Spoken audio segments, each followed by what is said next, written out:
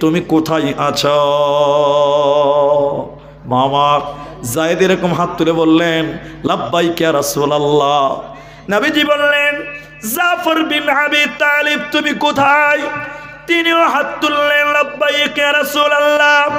এরপর নবী বললেন, আব্দুল্লাহ বিন রাওয়াহা তুমি কোথায়? তিনিও মসজিদে হাত তুললেন। নবীজি বললেন, মতার প্রান্তে লড়াই হবে, জিহাদ হবে। এই জিহাদের সেনাপতি কমান্ডার আমি নবী, তোমরা তিনজনকে বানালাম। ইসলাম রক্ষার জন্য লড়াই হবে, আল্লাহর কোরআনকে রক্ষার জন্য জিহাদ হবে। তোমরা তিনজন কমান্ডার, তোমরা তিনজন যখন শহীদ হয়ে যাবে তখন চতুর্থ জন তারা পরিবেশ দেখে বানিয়ে নেবে। তোমরা যাও বাড়ি থেকে পরিবারের সঙ্গে সাক্ষাৎ করে এসো। এই বাবু পেশাব লেগেছে তোকে, বসো। মাঝখান থেকে উঠছো। এবার আল্লাহর নবীর সাহাবীরা তিনজন বাড়িতে যেতে লাগলেন। হযরত যায়েদ তিনি কাঁদতে লাগলেন, আল্লাহর নবী কার কাছে যাব? কেন? যায়েদ নবীজির কাছে মানুষ হয়ে গেছিলেন। লম্বা আলোচনা, আমি সেদিকে যাব না, যায়েদের ইতিহাস বলতে গেলে অনেকক্ষণ লাগবে। শুনেলেন জাফর বিন আবি তালিব বাড়িতে ছোট ছোট কচি কাঁচা বাচ্চা ছিল। বিবিকে যে বললে, বিবি রে, নবী আমাকে যুদ্ধের দ্বিতীয় সেনাপতি বানিয়েছে, বিবি ক্ষমা করিও, ধৈর্য ধরতে পারলে জান্নাতে মুলাকাত হবে। বিবি আমি মরে যাওয়ার পর, শহীদ হয়ে যাওয়ার পর আমার ছোট ছোট কচি কাঁচা বাচ্চাগুলোকে আমার রাস্তাটা দেখিয়ে দেবে।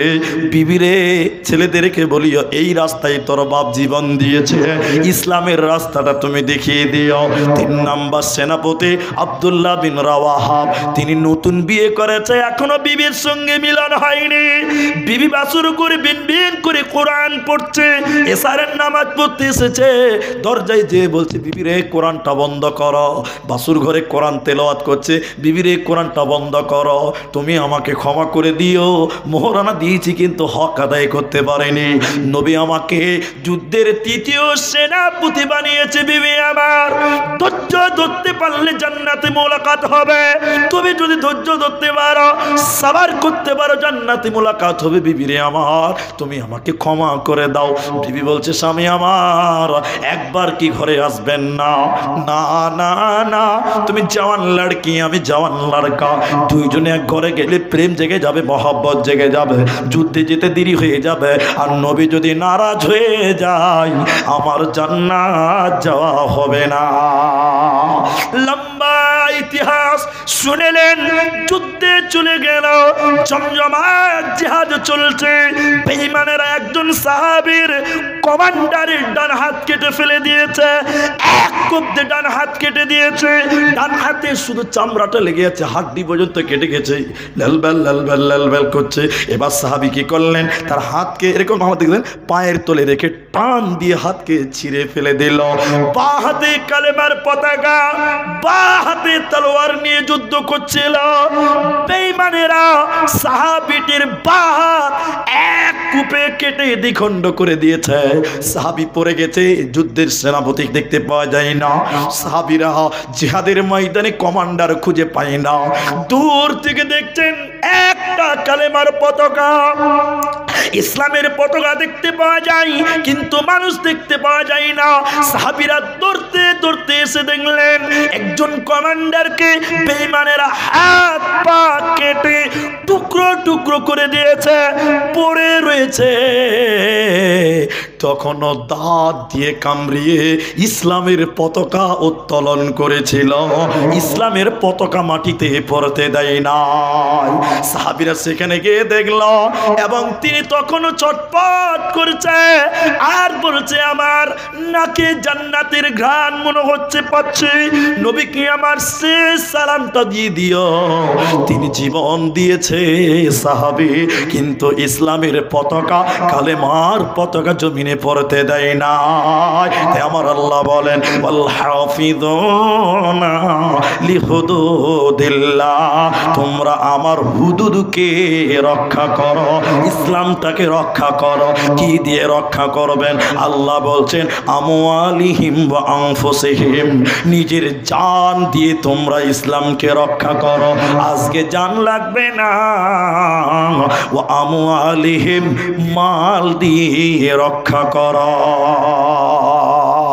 ভাই উঠিয়ান না, খুশি হয়ে আছে, আমি খুশি আলহামদুলিল্লাহ। একটা লোক উঠেনি আলহামদুলিল্লাহ। আর মাত্র 21 মিনিট টাইম বাকি আছে। এই চাদর, এই চাদর, এই তালবিলিম, এদিকে এসো, এদিকে এসো। এই মোবাইল কার বাচ্চা বন্ধ করেন। বাবজি আমি একটু দোয়া করব, আমাকে জালসার কাগজ দেন এবার। না ইস্তেহার নাই এখানে। আপনারা কে উঠবে না, দান দিবেন না, দিতে হবে না। আপনি যে না দেন, আপনার গলা টিপে নিতে পারবো? জোরে বলুন না। আরে ছাড়েন, বাদ দেন। আমি যেটা বলছি দেন, উপরেরটা দেন, বাস বাস, আমি এটা খালি দেখি। হ্যাঁ, তো শোনেন, মসজিদের উন্নতি গল্পে জালসা। তো আমি আপনাদের একটা কথাই খালি বলবো, এখানে অনেক মানুষ অনেক আশা নিয়ে এসেছেন। কেউ কারো বাবা নাই, তার জন্য টাকা দিয়েছেন। কেউ মা নাই, তার জন্য টাকা দিয়েছেন। আছেন এরকম লোক? আমি দুটি কথা বলবো, আপনি দান করতে হবে না, ভয় খাওয়ার কিচ্ছু নাই। ও ভাইয়া, এইটুকু টাইম ধৈর্য হলো না আপনার? বসো, আল্লাহ রাস্তায়, মাশাআল্লাহ, খুব ভালো ছেলে। শোনেন আমি যেটা বলছি, আল্লাহ নবী বলছেন মানুষ যখন মরে যায় সব কিছু বন্ধ হয়, তিনটি জিনিস ছাড়া। আর একটা কথা কি, আল মাইয়িতু কাল গারিব, মানুষ যখন মরে যায় পথিক হয়ে যায়। পথিক বুঝেন তো? কেউ খাবার দিলে খেতে পাবে, না দিলে না পাবে, একে কি বলে? পথিক বলে। তা আপনার মা যখন মরে যায়, বাপ যখন মরে যায়, পথিকের মতন দুনিয়ার দিকে তাকিয়ে থাকে। দুইটি কারণে। কটা কারণে বলুন? দুইটি কারণে। আমি টাকা চাইনি তাও টাকা নিয়ে আসছে গো, কত ভালো মানুষ। জি ভাই, দুটি কারণে। আমি নিব, একটু ধৈর্য ধরতে হবে, 2 মিনিট টাইম দেন। সবাই বলুন কটি কারণে দুনিয়ার দিকে তাকায়? দুটি কারণে। এক এদিক দেখেন, আমার ছেলে মেয়েরা আমার জন্য একটু দোয়া করবে। সবাই বলুন কি করতে হবে? মা বাবার জন্য কি করবেন? এরা কথাই বলে না, কি করবেন? আপনার মা মরে গেছে, মায়ের দুধ পান করেছেন, সেই মা দুনিয়াতে নাই। মায়ের দুধের ঋণ, শরীরের চামড়া কেটে জুতা বানালেও মায়ের ঋণ শোধ করতে পারবেন না। ওই মা কবর থেকে দুনিয়ার দিকে তাকিয়ে থাকে পথিকের মতন। দুইটি কারণে। এক, আমার ছেলেটা আমার জন্য দোয়া করবেন। এজন্য মাঝে মধ্যেই মা বাপের জন্য একটু দোয়া করবেন। তাদের কিচ্ছু করতে পারেননি, ঋণ কোনোদিন শোধ করতে পারবেন না। আপনার বাপ গরিব মানুষ ছিল, কষ্ট করে পরেশ বাড়ি খেটে আপনাকে মানুষ করে গেছে, তাদের ঋণ কোনোদিন শোধ হবে না। এই জন্য মা বাপের জন্য সবাই একটু দোয়া করবেন, বলুন ইনশাআল্লাহ। এটাই তারা পায়। আমি আপনার মায়ের জন্য বাপের জন্য দোয়া করব, একটু বসেন, উঠিয়ে না। 2, তারা দুনিয়ার দিকে তাকিয়ে থাকে কেন? তারা তাকিয়ে থাকে আমার ছেলেরা, আমার মেয়েরা আমাদের জন্য সাদকা করবে, দান করবে। কি করবে? সাদকা করবে। আপনার মা, আপনার আব্বা আজকে তাকিয়ে আছে দুলহেপুর মসজিদের জলসা, হয়তো আমার ছেলেটা দান করবে। কি লাভ, কি লাভ? আল্লাহ নবী বলছেন মরা মানুষের জন্য যদি কেউ দান করে সঙ্গে সঙ্গে কবরের শাস্তি আল্লাহ বন্ধ করে দেয়। বলুন সুবহানাল্লাহ। এত শিওর? জি।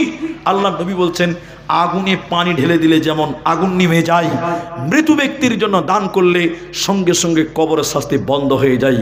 বলুন সুবহানাল্লাহ। তাই কেউ উঠবেন না, কেউ উঠবেন না। আমি আপনার মায়ের জন্য বাপের জন্য দোয়া করব, আর এই মসজিদের জন্য যাকে চাইব তিনি উঠবেন, বাকি কেউ উঠবেন না। এইখানে যেটি মানুষ আছেন, দাঁড়িয়ে থাকা থেকে শুরু করে বসে থাকা থেকে শুরু করে, একজন মানুষ যে বলবেন আমি আমার মায়ের জন্য, আমি আমার আব্বার জন্য 5,000টা টাকা দান করব, এই রকম একজন মানুষ, একজন প্রথম নাম্বার হাতটা তুলেন, এখানে আসেন, মুসাফা করব, তার জন্য দোয়া করব। 5,000 টাকা এখন পারবেন তো এখন দেন, না পারবেন তো পরে দেবেন। আমাকে দেন, আমাকে দেন। কি নাম আপনার? আব্দুস সামাদ। 1000 টাকা দিয়েছেন, 50 কেজি রডের দাম লাগভাগ 4,500 3,500 টাকা হবে। যাই হোক, আমি দোয়া করছি। মা বাবা আছে আপনার? মারা গেছে। বসেন, আপনি দোয়া পাবেন আমার কাছে। আমার হানিফ খালু 100 টাকা আর ওই চাঁদি দিল আমার। আচ্ছা, আর আপনার মা বাবার নামে, মায়ের নামে আপনার 1000 টাকা দিয়েছে। ঠিক আছে, একজন ওনার খালু দিয়েছেন। তো আমি দোয়া করছি, চাঁদি দিয়েছে, 100 টাকাও দিয়েছে। ভাই, একটা লোক 5,000 টাকা চেয়েছি, একজন, নিজের মায়ের জন্য, বাপের জন্য। আপনাদের ভিতর থেকে একটা লোক খালি বলেন যিনি 5 দিবেন তিনি আছেন। একজন লোক পারবেন না 5,000 টাকা? একটা লোক। আপনি কি ভাবছেন যে আপনি খুব চালাক মানুষ? না, মা বাপকে দিতে পারেননি, দিবেন। দুনিয়াতে আল্লাহ বরকত দিবে, মরার পর আল্লাহ আপনাকে উত্তম বিনিময় দান করবেন, জাযায়ে খায়ের দান করবেন। তাই আমি এই মসজিদটার জন্য একজন প্রথম নাম্বার 5,000 টাকা চেয়েছি। 1,000 1,500 যা দিবেন দিবেন, কিন্তু 5,000 টাকা আমি একজন মানুষের কাছ থেকে নেব। মোড়ল সাহেবের মাথা ইন্তেকাল হয়ে গেছে। 5টা তাবিজ, মায়ের জন্য 2টা আংটি। এখানে মোড়ল সাহেবের মা ইন্তেকাল হয়েছে, ইন্তেকাল, তার জন্য লাখমাছি দিয়েছে, চাবিজ দিয়েছে, বালা দিয়েছে, সোনা গয়না দান। আমি দোয়া করি তার মাকে যেন আল্লাহ ক্ষমা করেন, আল্লাহ তার মায়ের কবর সাথে যেন মাফ করেন। বলুন আল্লাহুম্মা আমিন। আমিন বলেন। আল্লাহুম্মা গফির লাহু ওয়ারহামহু। ভাইজান, এগুলো দান আপনারা দিচ্ছেন। মুম্বাই থেকে একজন 1000, মুম্বাই থেকে 1000 টাকা দিয়েছেন, কিন্তু 5,000 টাকা আমি একটা মানুষ চেয়েছিলাম। আজকের এই ময়দানে কেউ কি নেই যে ভাই আমি আমার মা বাপকে কিচ্ছু দিতে পারিনি, যান 5,000 টাকা আমি দিলাম। এখন যদি না পারেন, নামটা অন্তত প্রকাশ করেন যে আমি দিচ্ছি 5,000 টাকা, পরে দিব, এখন নাই কাল দিব, কাল নাই 10 দিনের মধ্যে দিব। এইরকম যদি একটা লোক থাকেন, 5,000 টাকা, আল্লাহ আপনাকে ভালো রাখবেন, সুস্থ রাখবেন, আল্লাহ আপনার পরিবারের সুখ দিবেন, শান্তি দিবেন, আল্লাহ আপনার কামায়ে রুজিতে বারাকা দান করবেন। আর বিদেশ থেকে একজন দিয়েছেন 1,000, বোম্বাই আছে, আল্লাহ তুমি তার দান কবুল ও মঞ্জুর করো। আমরা সকলেই বলি আল্লাহুম্মা আমিন। কি নাম ভাই? কি নাম? মুসিবুর রহমান। 5,000 টাকা সূরাতুন নেসা মায়ের জন্য দিয়েছে। সূরাতুন নেসা 500 টাকা, বাবা, ছেলে, স্ত্রী, 3 জনের জন্য। দেখেন, হাসিবুর না মুসিবুর রহমান আমার আবদার রেখেছে। আমি দোয়া বলছি।